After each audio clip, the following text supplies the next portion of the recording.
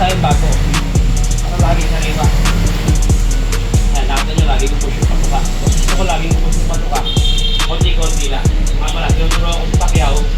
Sila yung mag-aalaga ng sisyo namin doon sa bundok. Tinuturo ko yung paraan ng mag-aalaga ng sisyo namin para hindi magbago. Kaya dito siya ngayon. Naghahalo. Konti-konti lang ang pakain ko para maya bago ng bago.